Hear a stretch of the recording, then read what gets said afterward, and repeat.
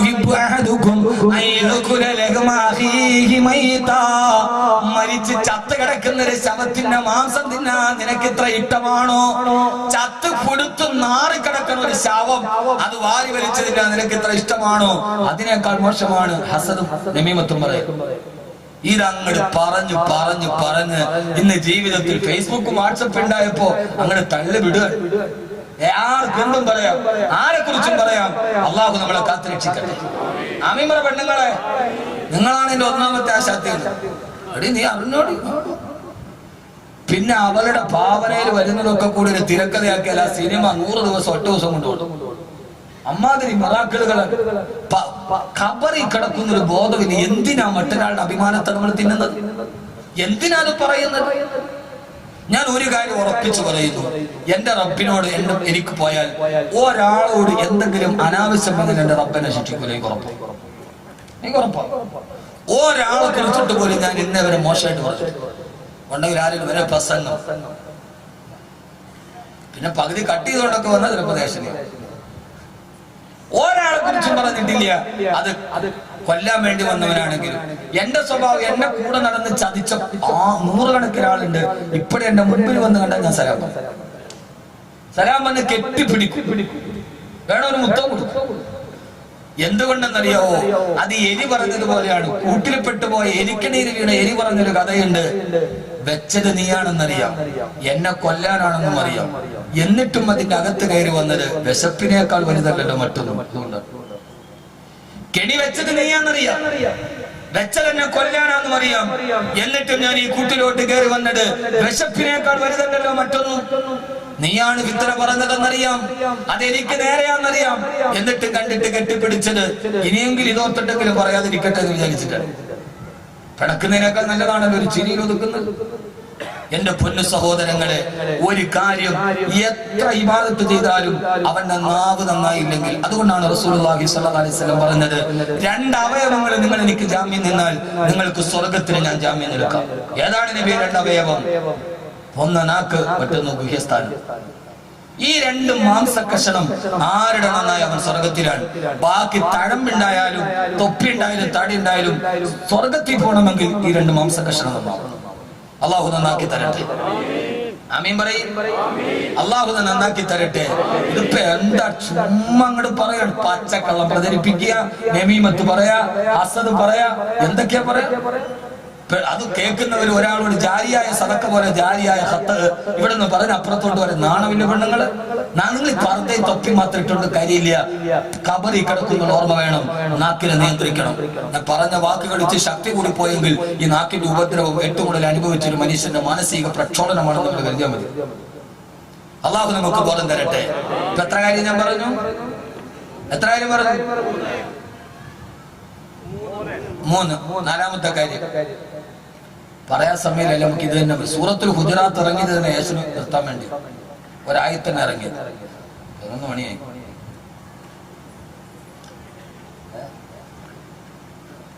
നാളെ പോകാമെന്ന് പള്ളിയിലാണ് നടക്കുമായിരുന്നു, വീട്ടിൽ നടക്കൂല.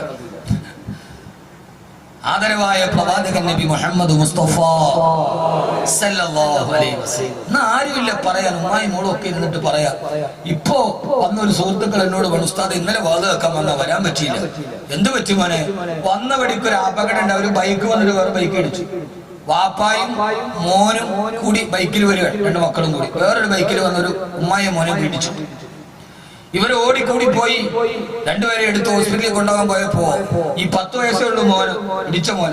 വാപ്പ നല്ല തണ്ണിയ, വാപ്പ നല്ല തണ്ണി അടിച്ചിട്ടാണ് ഓടിക്കണ 10 വയസ്സുള്ള മോനെ വെച്ച്. അപ്പൊ വീണ് എഴുന്നേറ്റ് ആളുകൾ കൂടി പോയി 10 വയസ്സുള്ള മോൻ പറയാ, ഈ ചങ്ങാതിയോട് ഞാൻ അപ്പഴേ പറഞ്ഞ ഇത്ര സ്പീഡിൽ ഓടിക്കരുത്, മര്യാദ ഓടിക്കും. അപ്പൊ 10 വയസ്സുള്ള ഈ കുട്ടിയോട് പോയ ആളുകൾ വെച്ചു, മോനെ ഇതാണ്. അതെന്റെ വാപ്പ അല്ലവനാണ്.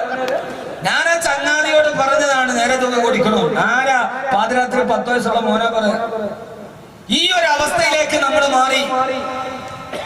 ആദരവായ പ്രവാചകൻ നബി മുഹമ്മദ് മുസ്തഫ സല്ലല്ലാഹു അലൈഹി വസല്ലം പറയാ, ഖബറിൽ മര്യാദയ്ക്ക് കിടന്നുറങ്ങണമെന്ന് ആഗ്രഹമുണ്ടെങ്കിൽ, മുൻകരനെ ഈ ചോദ്യത്തിന് മറുപടി പറയണമെന്ന് ആഗ്രഹമുണ്ടെങ്കിൽ 4 കാര്യങ്ങൾ ജീവിതത്തിൽ ഒഴിവാക്കണേ. അൽ ഹസദു വൽ കദിബു, കള്ളം പറയാതിരിക്കുക.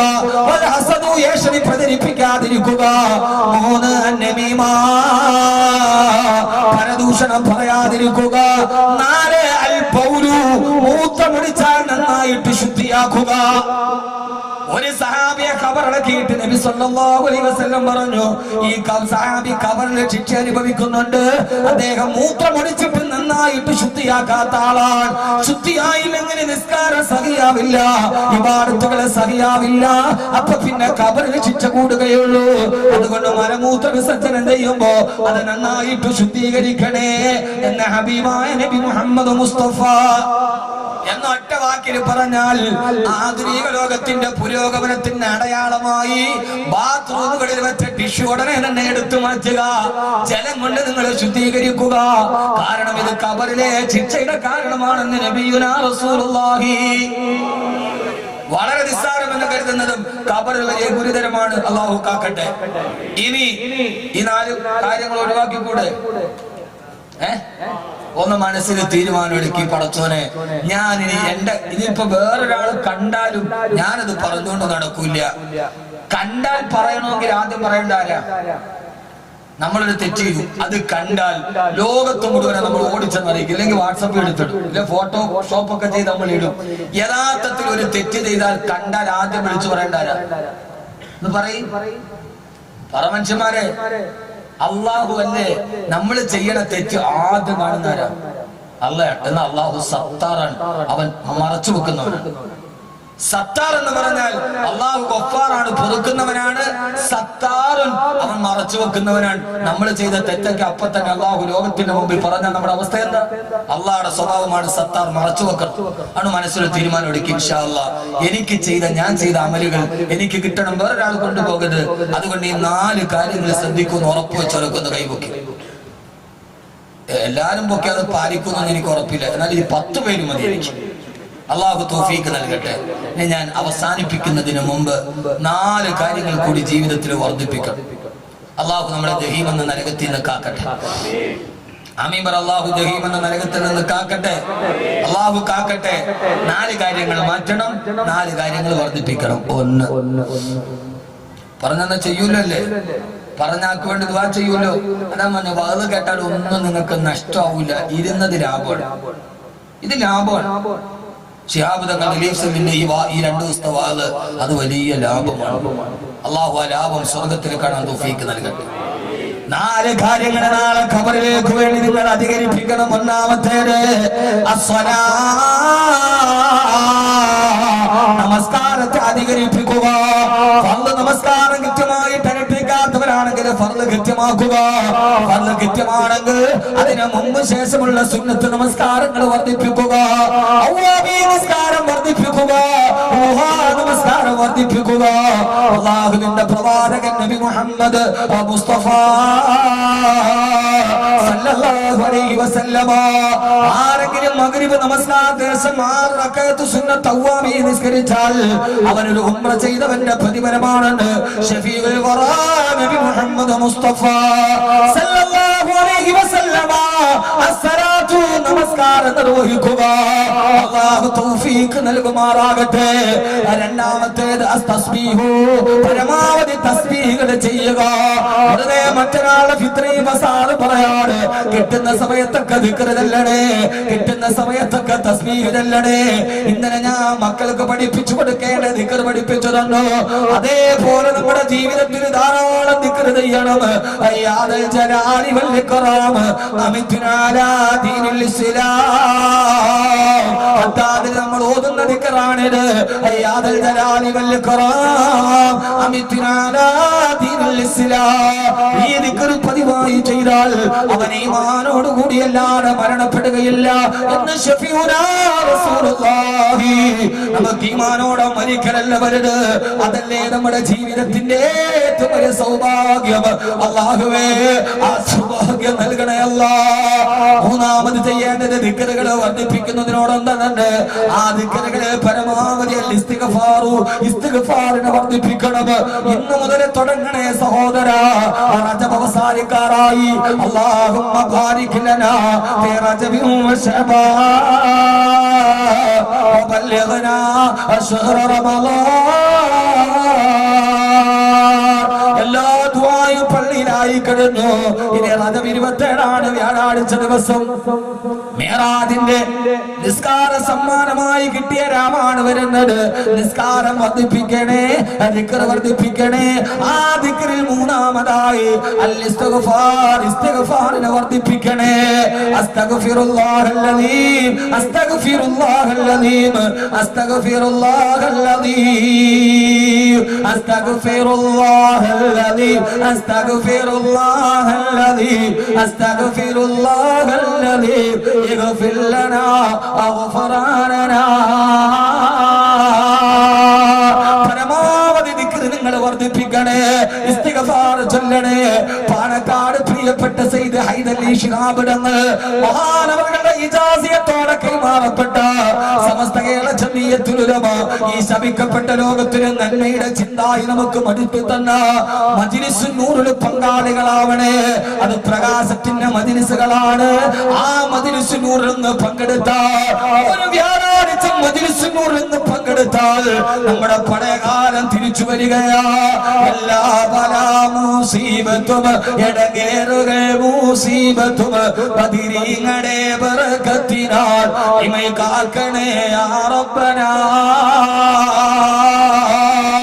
അല്ലാഹുവേ അല്ലാഹുവേ ബദിരീങ്ങളുടെ അസ്മാഉ ചൊല്ലിട്ട് ഇടങ്ങേറുകൾ മാറാൻ, പ്രയാസങ്ങൾ മാറാൻ ഒന്നിച്ചിരുന്നിട്ട് നമ്മുടെ മക്കളെ മജ്ലിസുൻ നൂർ പഠിപ്പിച്ചു കൊടുക്കണേ. 6 അടി മണ്ണിലേക്കുള്ള പാതയമാണ്. അതിൽ ഇസ്തിഗ്ഫാർ വർദ്ധിപ്പിക്കണേ. എത്രയോ തെറ്റ് ചെയ്ത ആളുകളാണ്. കണ്ണുകൊണ്ട് കാണുന്നത് തെറ്റാ, ചെവി കൊണ്ട് കേൾക്കുന്നത് തെറ്റാ. യഥാർത്ഥത്തിൽ ഗൾഫിൽ താമസിക്കുന്നവര് ഭാഗ്യവാന്മാരാണ്. കാരണം എന്തെന്നറിയോ? ഗൾഫിൽ ഒരു വാഹനത്തിൽ കയറിയിട്ട് നാഷണൽ ഹൈവേയിലൂടെ യാത്ര ചെയ്താൽ ഓരോ ഇഷാറയിലെത്തുമ്പോ അല്ലെങ്കിൽ ഒരു സിഗ്നലിലെത്തുമ്പോ സിഗ്നലിന്റെ താഴ്ഭാഗത്തൊരു ബോർഡുണ്ട്, അല്ലാഹുവിന്റെ ദിക്ർ മറക്കല്ലേ. ഞാൻ പലപ്പോഴും പറയാറുണ്ട്, ഗൾഫിൽ താമസിക്കുന്നവർ ഒരർത്ഥത്തിന് ഭാഗ്യവാന്മാരാ. ഓരോ സിഗ്നലിന്റെ ബോർഡിന്റെ നാട് അവിടെ എഴുതി വെച്ചിരിക്കുന്നത് തകർക്കാൻ പറ്റാത്ത വിശ്വാസമെന്നല്ല, മൂലക്കുരുവിന് ചികിത്സയുണ്ടെന്നല്ല. അവിടെ എഴുതിയിട്ടുണ്ട് വാഹനം ഓടിക്കുമ്പോ റബ്ബിന്റെ ദിക്റിനെ മറന്നു പോകരുത്. 1 കിലോമീറ്റർ കഴിയും അടുത്ത ബോർഡുണ്ട്, സുബ്ഹാനല്ലാഹ് പറയ്. അത് കാണുമ്പോ അറിയാതെ നമ്മളൊരു സുബ്ഹാനല്ലാഹ് പറയുമല്ലോ. അത് കഴിഞ്ഞ് 1 കിലോമീറ്റർ കഴിയുമ്പോ അൽഹംദുലില്ലാഹ് അൽഹംദുലില്ലാഹ് എന്ന് പറ. ഷോപ്പിംഗ് മാളുകൾ പോലും ദിക്ർ എഴുതി വെച്ചിട്ടുണ്ട്. സഹോദരാ, നമ്മുടെ നാട്ടിലോ ഹൈസ്കൂളിന്റെ മുറ്റത്ത് പോലും, കുട്ടികൾ പഠിക്കുന്ന സ്കൂളിന്റെ മതിലിൽ പോലും ഭാര്യ മക്കളുമായി യാത്ര ചെയ്യാൻ കഴിയാതെ സിനിമാ തൊടിയുടെ അടിവസ്ത്രമില്ലാത്ത ഫോട്ടോകൾ വെക്കുന്ന, അത് കണ്ടിട്ട് ഹറാമ് കണ്ട് കണ്ണിങ്ങനെ പോകുമ്പോ പൊന്നുമോനെ നമ്മൾ ചെയ്യുന്ന ഹറാമുകൾക്ക് അതിരില്ല. നമ്മുടെ കണ്ണുകൾ കൊണ്ട് കാണാത്ത ഹറാമുകൾ ഏതാ? അടച്ചു പിടിച്ചു നടക്കാൻ പറ്റൂ ഉസ്താദേ? അതൊക്കെ ചോദ്യല്ലട കുട്ടിയെ. അടച്ചു പിടിച്ച് നടന്നവരുണ്ട് ഉസ്താദേ. കണ്ണടച്ചിട്ട് നടക്കാൻ പറ്റുമോ? തർബിയത്ത് കിട്ടിയാൽ കണ്ണടച്ച് നടക്കുന്നവരുണ്ട്. മഹാനായ ഖാതമുൽ അസ്മ റളിയല്ലാഹു അൻഹു ശകീഖുൽ ബൽഖി എന്ന കൂട്ടുകാരന്റെ വീട്ടിൽ 30 വർഷത്തെ സ്ഥിര സന്ദർശകനാണ്. ആ 30 വർഷം എന്റെ കൂട്ടുകാരന്റെ വീട്ടിൽ ചെല്ലുമ്പോ പെൺമക്കളുള്ള വീട്ടിൽ ഇതേവരെ കുടിക്കാനുള്ള വെള്ളം ഒഴിച്ചു തന്നത് ആണാണോ പെണ്ണാണോ എന്നറിയില്ലായിരുന്നു മഹാനവറുകൾക്ക്. കാരണം കണ്ണുയർത്തി നോക്കില്ല. ഒരു ദിവസം ദിവസം ഖാത്തമുൽ അസ്മ റളിയല്ലാഹു അൻഹു ശഖീഖുൽ ബൽഖ് റളിയല്ലാഹു അൻഹുവിന്റെ വീട്ടിൽ ചെല്ലുമ്പോൾ മഹാനവറുകൾ വസ്ത്രം മാറിക്കൊണ്ടിരിക്കുകയാണ്. വാതിൽ മുട്ടു കേട്ടിട്ട് മക്കളോട് പറഞ്ഞു, പെമ്മക്കളെ ആരാണ് വാതിലെന്ന് നോക്ക്. പെമ്മക്കൾ ഒന്ന് വാതിൽ തുറന്നപ്പോ ഖാത്തമുൽ അസ്മ എന്ന ചെറുപ്പക്കാരൻ കണ്ണിങ്ങനെ താഴേക്ക് നോക്കിയിട്ട് തറയിലോട്ട് നോക്കി നിൽക്കുകയാ. ആ പെമ്മക്കള് 30 വർഷം ഞങ്ങളുടെ വീട്ടിൽ വന്ന ചെറുപ്പക്കാരനെ കുറിച്ച് വാപ്പാനോട് പറഞ്ഞു. വാപ്പ ചോദിച്ചു, മോളെ ആരാണ്? ഈ പറഞ്ഞ മറുപടി ലോക ചരിത്രത്തിൽ ഒരു ചെറുപ്പക്കാരനെ കുറിച്ച് പറയാൻ കഴിയില്ല. ഇസ്ലാമിന്റെ ഈ ചെറുപ്പക്കാരനെ കുറിച്ചല്ലാതെ ആ പെൺകുട്ടികൾ പറഞ്ഞു, ഉപ്പ വാതിൽ മുട്ടിയടാരെന്നറിയോ? സാഹിബുക്കൽ അങ്ങയുടെ അന്ധനായ കൂട്ടുകാരനാണ് ഉപ്പ. അന്ധനോ മോളെ? നോക്കുമ്പോ ഖാത്തമുൽ അസ്മ റളിയല്ലാഹു അൻഹു ആണ്. ഈ ചെറുപ്പക്കാരൻ അന്ധനല്ല. 30 വർഷക്കാരൻ തങ്ങളുടെ വീട്ടിൽ സ്ഥിരം വന്നിട്ട് തങ്ങളുടെ നേരെ കണ്ണുയർത്ത് നോക്കാത്തത് കൊണ്ട് ആ ചെറുപ്പക്കാരൻ അന്ധനാണെന്ന് ധരിച്ചിരുന്നു ഈ പെൺമക്കൾ. മഹാനായ ഖാത്തമുൽ അസ്മ റളിയല്ലാഹു അൻഹു അത്രയൊക്കെ ഈമാൻ നമുക്ക് എത്തിയിട്ടില്ല. അതുകൊണ്ട് നമ്മൾ കാണുന്നതൊക്കെ തെറ്റാണ്. ആ തെറ്റിന്റെ കാരണത്താൽ പരമാവധി ഇസ്തിഗ്ഫാർ ചൊല്ലണേ. അസ്തഗ്ഫിറുല്ലാഹല്ലദീം. എല്ലാ ദിവസവും അസ്ർ കഴിഞ്ഞ് 100 ഇസ്തിഗ്ഫാർ, 100 സുബ്ഹാനല്ലാഹി വൽഹംദുലില്ലാഹി വലാ ഇലാഹ ഇല്ലല്ലാഹു അല്ലാഹു അക്ബർ, 100 സ്വലാത്തും പതിവാക്കണേ. അല്ലാഹു തൗഫീഖ് നൽകുമാറാകട്ടെ. ആമീൻ പറയ്. നമ്മൾ കണ്ണുകൊണ്ട് കാണണതൊക്കെ പാവമാണ്. അതുകൊണ്ട് ഇസ്തിഗ്ഫാർ വർദ്ധിപ്പിക്കണം. ചല ചെയ്തൂടെ? അപ്പൊ 1 നിസ്കാരം വർദ്ധിപ്പിക്കണം. 2 ഞാൻ ഒരു നാട്ടുവർത്താനവും പറയാത്തത് വിഷയത്തിന്റെ വൈകുല്യം കൊണ്ടാണ്. പറയാതെ പോകരുത്, പറഞ്ഞിട്ടേ പോകാവൂ. ഇപ്പൊ എന്റെ വാദമൊക്കെ അങ്ങനെ ഒരു വർത്താനവും ഇല്ല, വാദം പറയാം. അതുകൊണ്ടാണ് 200 സദസ്സ് കേട്ടിട്ട് മതിയാവാതെ വീണ്ടും വന്നത്. അള്ളാഹുവിനെ നിലനിർത്തി തരട്ടെ, അള്ളാഹു നിലനിർത്തി തരട്ടെ. 2 ദിക്ർ വർദ്ധിപ്പിക്കണം. പരമാവധി ദിക്റുകൾ, ദിക്ർ മജ്ലിസുകൾ, ദിക്ർ സലാത്തിന്റെ മജ്ലിസുകൾ അവിടെയൊക്കെ പോയിരുന്ന് ചെല്ലണം. ഹദ്ദാദ് നിത്യമായി ചെല്ലണം. അള്ളാഹു തൗഫീഖ് നൽകട്ടെ. മൂന്നാമത്തെന്താ? ഓർമ്മയുണ്ട്. 3 ഇസ്തിഗ്ഫാർ ചൊല്ലുക. ഇനി മുതൽ റജബായി വർദ്ധിപ്പിക്കണം, ഇസ്തിഗ്ഫാർ വർദ്ധിപ്പിക്കണം. 4 എന്താ നാലാമത്തേത് സദഖ. പരമാവധി സദഖ നിങ്ങൾ വർദ്ധിപ്പിക്കണേ. ഇനി റജബായി, ശഅബാനായി, റമളാനായി, ഇനി സദഖയുടെ മാസമാണ്. പരമാവധി നിങ്ങൾ സദഖ വർദ്ധിപ്പിക്കണേ. കാരണം എന്തെന്നറിയോ? സദഖ നിങ്ങൾ വർദ്ധിപ്പിക്കണം. ആദരവായ ബഹുമാനപ്പെട്ട അബ്ദുല്ലാഹ് ഇബ്നു ജുബൈർ റളിയല്ലാഹു അൻഹു ഈ ഹദീസ് പറഞ്ഞ് ഇൻഷാ അല്ലാഹ് നമുക്ക് ദുആ ചെയ്യാം. അല്ലാഹു തൗഫീഖ് നൽകട്ടെ. മണിപ്പാനം ഇനി ആകാവോ?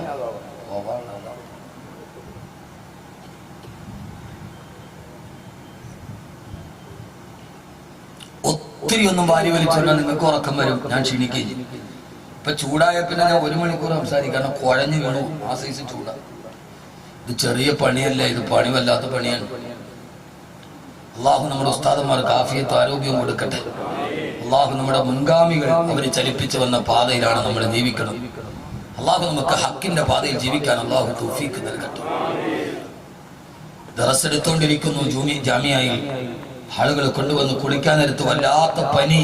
ഉസ്താദിനോട് ഉസ്താദെ പനി, കുളിക്കാൻ വെള്ളം ചൂടാക്കി വെച്ചിട്ടുണ്ട്. ചൂടാക്കി വെച്ച വെള്ളം കുടിക്കാൻ വേണ്ടി കുളിമുറിയിൽ കയറി നോക്കിയപ്പോ കുളിക്കാൻ ചോദിച്ചപ്പോ ഖാദിമിനോട് ചോദിച്ചു, മോനെ ഇതെങ്ങനെ ചൂടാക്കി? ഇത് ഹീറ്റർ ഇട്ടിട്ട് ചൂടാക്കിയതാണ്. ഒഴിക്കാൻ വെച്ച വെള്ളം എടുത്ത് കയ്യിൽ നിന്ന് മാറ്റിയിട്ട് പറഞ്ഞു, മോനെ ഇത് ജാമിയയുടെ കരണ്ട് ചാർജല്ലേ ഇതിന്റെ വരയിൽ? അതേ ഉസ്താദെ. അവിടെ നിന്നിറങ്ങി അടുപ്പിൽ കൊണ്ടുപോയി ചൂട്ടുകെട്ട് വെച്ചിട്ട് വെള്ളം ചൂടാക്കി കുളിച്ചു. ജാമിയ നൂരിയിൽ ബഹുമാനപ്പെട്ട കാളമ്പാടി മുഹമ്മദ് മുസ്ലിയാർ നൂറല്ലാഹു മർക്കദ്. എല്ലാവരുടെ ജീവിതം നിങ്ങളൊന്ന് ചിന്തിക്കും, നിങ്ങളൊന്ന് ചിന്തിക്കവരെ ചെയ്തു. കുളിക്കാൻ കയറിയിട്ട് ആ വെള്ളത്തിൽ നിന്ന് വെളിയിറങ്ങി. കാരണം അവർക്ക് ആഖിറത്തെ പേടിയുണ്ടായിരുന്നു, ഖബറിൽ കിടക്കണമെന്നുള്ള ബോധമുണ്ടായിരുന്നു. അതുകൊണ്ട് കുളിച്ച വെള്ളം അത് ജാമിയ നൂരിയുടെ ചെലവിലാണെന്ന് അറിഞ്ഞപ്പോ അത് മറിച്ച് കളഞ്ഞിട്ട് ചൂടാക്കി വെള്ളം കൊണ്ട് കുളിച്ചു. അള്ളാഹു മഹാനവറുകളുടെ ഖബറിനെ വിശാലമാക്കട്ടെ. അവര് തെളിച്ചു തന്ന പാത നമ്മുടെ ജീവിതത്തിന്റെ പാതയാണ്. ആ വഴിയിലൂടെ നമ്മൾ സഞ്ചരിക്കണം. ആ വഴി നമ്മളെ സ്വർഗത്തിലെത്തിക്കുന്ന വഴിയാണ്. മഹാനായ അബ്ദുല്ലാഹി ഇബ്നു ജുബൈർ റളിയല്ലാഹു തആല റിവായത്ത് ചെയ്യുന്ന ഹദീസ് ഇമാം ഹാക്കിം ഉദ്ധരിക്കുന്നു. ഇരട്ട ഹദീസ് പറഞ്ഞു അവസാനത്തെ ദുആയ്ക്ക് വേണ്ടിയാണ് സദസ്സ് ഇവിടെ എത്തിയത്. അല്ലാഹുവേ ഞങ്ങളെ നീ കബൂലാക്കണേ അല്ലാഹ്. നേരത്തെ എത്തിയ സഹോദരിമാർ അല്ലാഹുവേ ഞങ്ങളുടെ ഈ സദസ്സിനെ നന്നാക്കി തരണേ അല്ലാഹ്. ഞങ്ങളുടെ ഈ സദസ്സിനെ നീ നന്നാക്കി തരണേ അല്ലാഹുവേ. മഹാനായ അബ്ദുല്ലാഹി ഇബ്നു ജുബൈർ റളിയല്ലാഹു തആല അൻഹു സൂറത്ത് തകാതുറിന്റെ സമാപനത്തിന്റെ ഹദീസാണിത്. ഒരു ദിവസം ഹബീബായ നബിയുനാ റസൂലുള്ളാഹി സ്വല്ലല്ലാഹു അലൈഹി വസല്ലമ ഞങ്ങളുടെ മുമ്പിൽ സൂറത്ത് തകാതുർ ഓതി അൽഹാകുമുത് തകാതുർ അൽഹാകുമുത് തകാതുർ ഹത്താ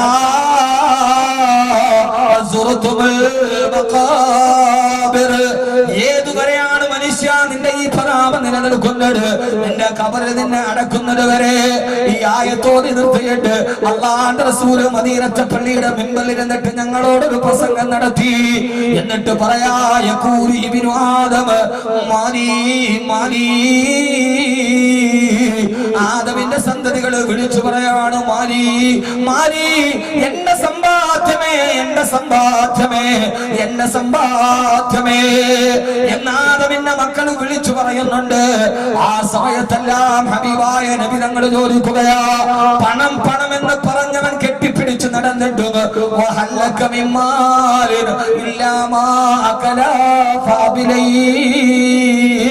നിന്റെ സദത്തിന്റെ സമ്പത്തിൽ നിന്ന് എന്താണ് നിനക്ക് ബാക്കിയായത്?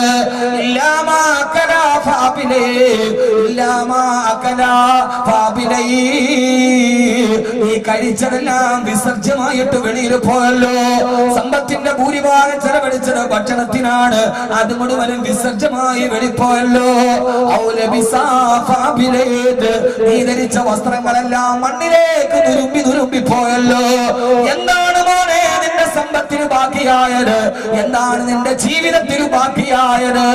എന്നിട്ട് പറയാ, നീ ജീവിതത്തിന് ബാക്കിയായത് നീ ചെയ്ത സദഖകൾ മാത്രം, നീ ചെയ്ത നന്മകൾ മാത്രം.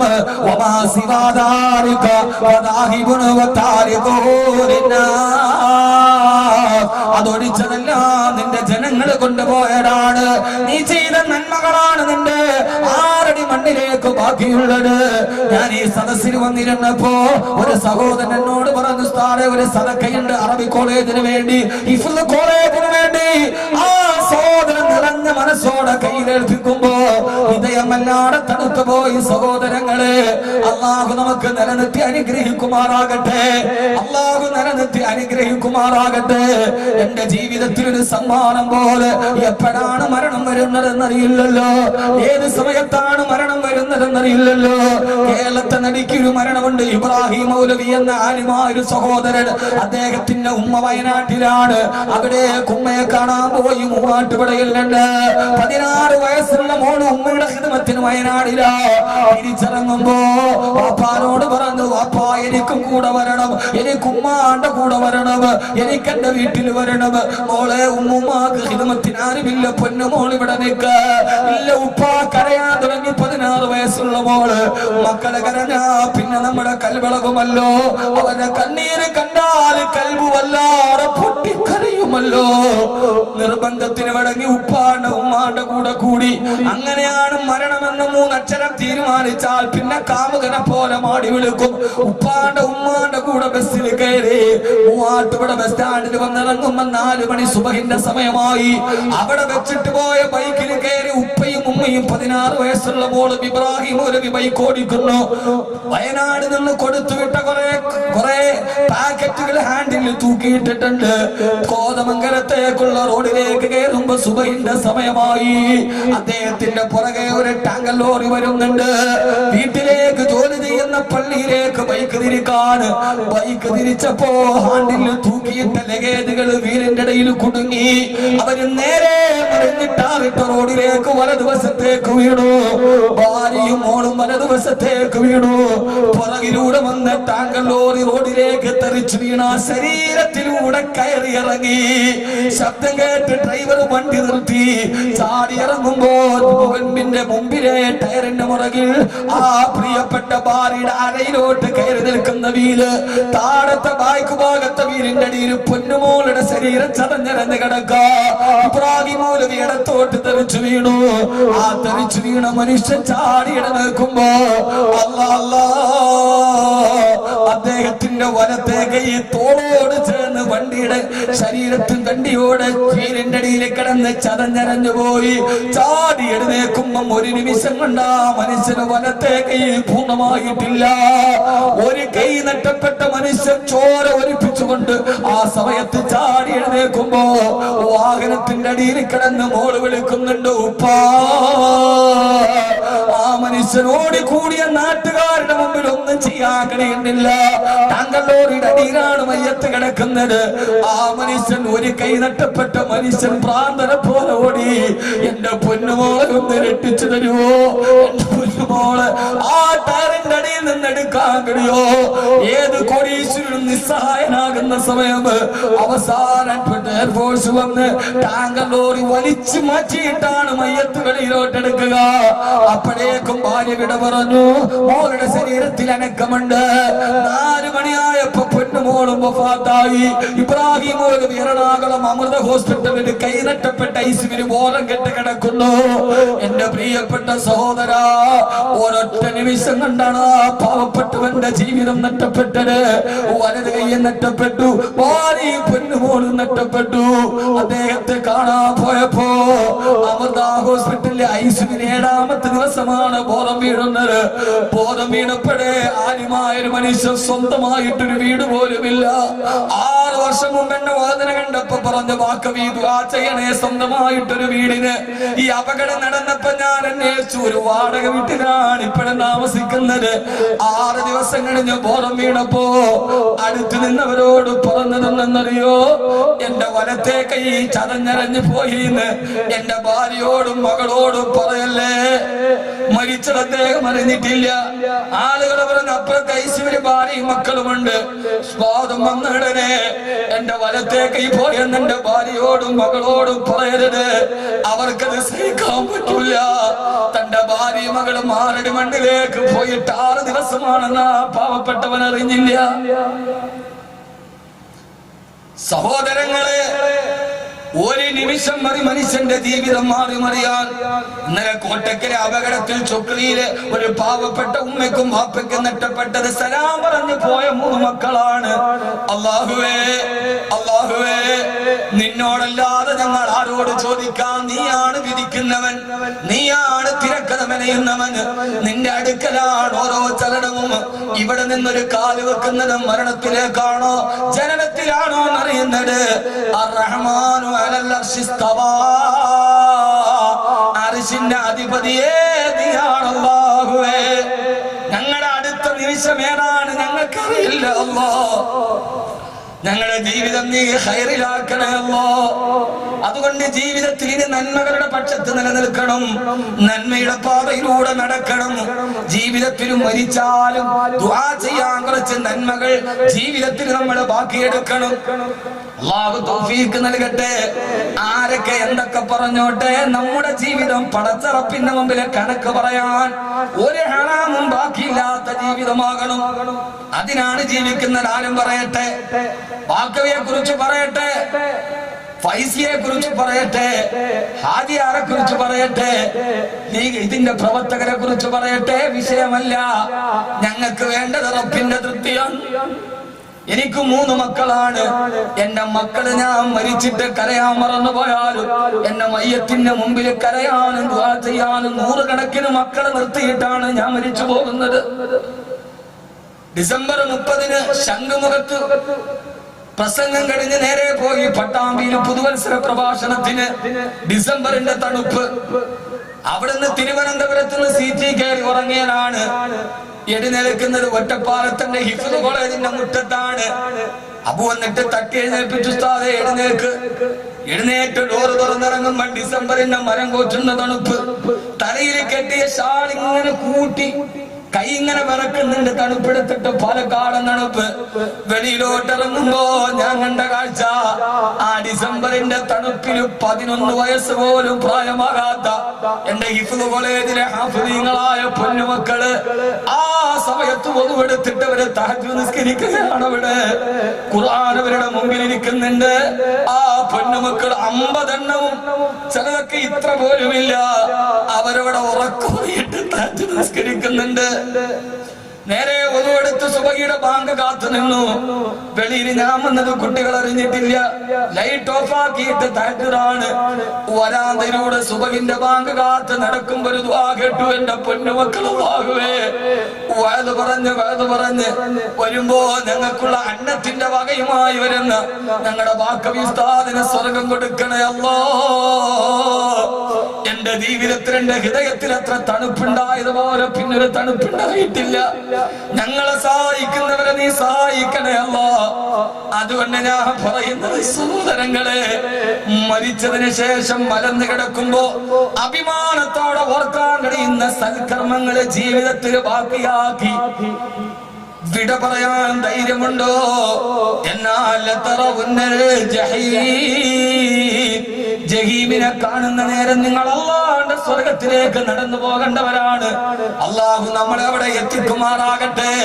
അതുകൊണ്ട് ജീവിതത്തിലെ നന്മകൾ വർദ്ധിപ്പിക്കണം. 4ാമത്തെ കാര്യം, ഏറ്റവും നല്ല നന്മ, നിങ്ങൾ സദഖ വർദ്ധിപ്പിക്കണേ.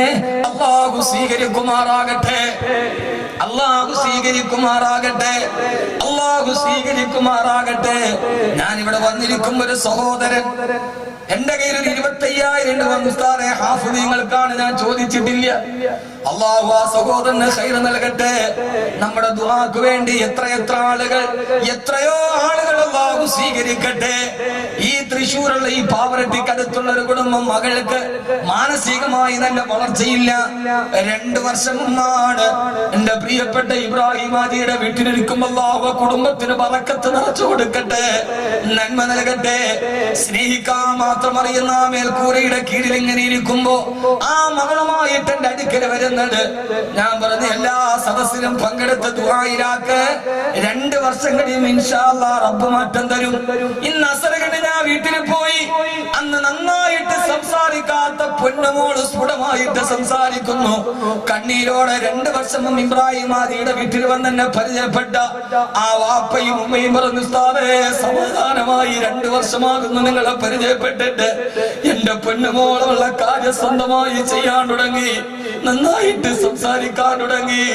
അല്ലാഹു ആ പൊന്നുമോൾക്ക് എല്ലാവിധ ഖൈറും ഇനിയും അല്ലാഹു നൽകട്ടെ. അല്ലാഹു ഇനിയും നല്ല മോളാക്കി കൊടുക്കട്ടെ. ആ കുടുംബത്തിന്റെ പ്രയാസങ്ങൾ മുഴുവനും റബ്ബ് മാറ്റി കൊടുക്കട്ടെ. ഞാൻ ഈ പറയുന്നത് എന്റെ ദുആ സദസ്സ് വലുതാണെന്ന് പറയാനല്ല, പക്ഷേ ഇഖ്ലാസോടെ നന്മയോടെ ഈ സദസ്സിൽ വന്നവരൊക്കെ ഇന്ന് അൽഹംദുലില്ലാഹ് സന്തോഷവാന്മാരാണ്. അല്ലാഹു സ്വീകരിക്കുമാറാകട്ടെ. എല്ലാ സദസ്സിലും ചോദിക്കുന്നത് പോലെ ഇൻഷാ അല്ലാഹ് ഒരു 33,333 രൂപ ഏത് കാര്യമാണോ നീയത്ത് ചെയ്തിട്ട് പറയുന്നത്, അല്ലാഹു കബൂലാക്കട്ടെ, അല്ലാഹു സ്വീകരിക്കുമാറാകട്ടെ. ഇനി ആരും എഴുന്നേക്കത് ഈ സദസ്സിനോട് 10 മിനിറ്റുള്ള ഈ സദസ്സ് പിരിയും. അല്ലാഹുവേ സ്വീകരിക്കണേ അല്ലാ. ഇന്ന് സമയം പോയത് അറിഞ്ഞിട്ടില്ല. ഇന്ന് എങ്ങനെ ഈ 2.5 മണിക്കൂർ കഴിഞ്ഞു എന്ന് പിടുത്തമില്ല. നമ്മൾ ലയിച്ച് 2 സദസ്സും അങ്ങനെ തന്നെ ഇരുന്നു. റബ്ബേ, ഈ റജബിന്റെ രാത്രിയെ നീ ഞങ്ങൾക്ക് ദുആയ്ക്ക് ഇജാബത്തുള്ള രാത്രിയാക്കണേ അല്ലാ. ഏത് പ്രയാസങ്ങളാണോ മാറ്റണേ അല്ലാ. ഒരു 33,333 രൂപ ഈ സദസ്സിന് വേണ്ടി, ഈ ഇൽമിന്റെ സദസ്സിന് വേണ്ടി ഇതിന്റെ ചെലവ് കഴിഞ്ഞ് ബാക്കി കിട്ടുന്നത് കൊണ്ട് ഒരു പാവപ്പെട്ട മനുഷ്യനൊരു കൊച്ചു വീട് കൊടുക്കണം. അല്ലാഹുവേ നീ കബൂലാക്കണേ അല്ലാ. والسابقون السابقون أولئك المقربون. ആദ്യം കടന്നു വന്നവർ, അവനാണ് റബ്ബിലേക്ക് അടുത്തവർ. ഗസാലി സാഹിബ് പറഞ്ഞതുപോലെ, എന്റെ കൽബിൽ കൂട്ടുപിടിച്ച എന്റെ കൂട്ടുകാരൻ പറഞ്ഞതുപോലെ, ഏത് ഖൈറ് വന്നാലും ഉണ്ടോ ഇല്ലയോ എന്നൊന്നും നോക്കാറില്ല, കൈ അയച്ചു കൊടുത്തിട്ട് എന്നെ അത്ഭുതപ്പെടുത്തിയ എന്റെ പ്രിയപ്പെട്ട പിതൃവാത്സല്യം നുകർന്നു തന്ന പ്രിയപ്പെട്ട ഇബ്രാഹിം ഹാജി 33,333 രൂപ, അല്ലാഹുവേ നീ അവരുടെ കച്ചവടത്തിന് ബറക്കത്ത് നൽകണേ അല്ലാ,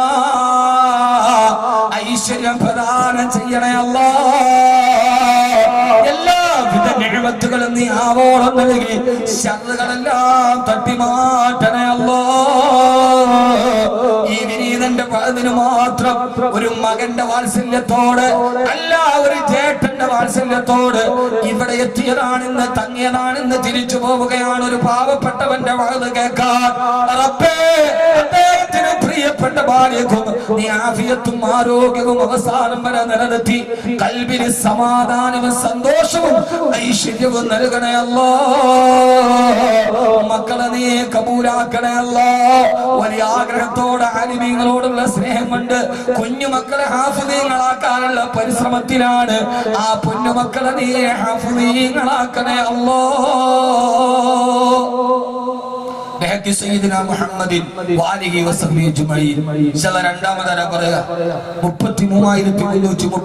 രൂപ നമ്മുടെ ഈ സദസ്സിൽ നിന്ന് സന്തോഷത്തോടെ ഏത് പ്രയാസങ്ങളാണോ അള്ളാഹു മാറ്റി തെരുമാറാകട്ടെ. ഒന്ന് കൈവയ്ക്കാൻ മതി, ഉസ്താദെ ഞങ്ങൾ കൊടുത്തേക്കാം. ഈ സദസ്സിൽ നിന്ന് വാഗ്ദാനം ചെയ്ത് പിന്നീട് നമ്മുടെ സദസ്സിലേക്ക് സഹോദരിമാര് ഒരു സ്വർണ്ണാഭരണം അള്ളാഹു നമ്മുടെ മക്കളെ ഹാഫിളീങ്ങളാക്കി തരട്ടെ, ആലിമീങ്ങളാക്കി തരട്ടെ. അള്ളാഹു സന്തോഷം നൽകി അനുഗ്രഹിക്കുമാറാകട്ടെ. പ്രയാസങ്ങൾ അല്ലാഹു മാറ്റി കൊടുക്കട്ടെ. എന്റെ സദസ്സിൽ ഇതേവരെ 2000-ഓളം ആളുകൾ 33,333 രൂപ പറഞ്ഞിട്ടുണ്ട്. എല്ലാ സദസ്സിലും ഇൻഷാ അല്ലാഹ് ദുആ ചെയ്യും. മാരകമായ ക്യാൻസറുകൾ, രോഗങ്ങൾ, ബുദ്ധിമുട്ടുകൾ അല്ലാഹു ഇതുകൊണ്ട് മാറ്റി തന്നിട്ടുണ്ട് ഇൻഷാ അല്ലാഹ്. തളർന്നു കിടക്കുന്ന ആളുകൾ പോലും അൽഹംദുലില്ലാഹ് 2 കാല് തളർന്നു കിടന്ന സഹോദരൻ എന്റെ കോളേജിലാണ് ഈ പൈസ കൊണ്ടുവന്ന് എത്തിച്ചു തന്നത്. അള്ളാഹു ഇന്ന് ആരോഗ്യത്തോടെ എഴുന്നേറ്റ് നടക്കുന്നു. ഇപ്പൊ ഉംറയ്ക്ക് പോയി തിരിച്ചു വന്നു. അള്ളാഹു സ്വീകരിക്കുമാറാകട്ടെ.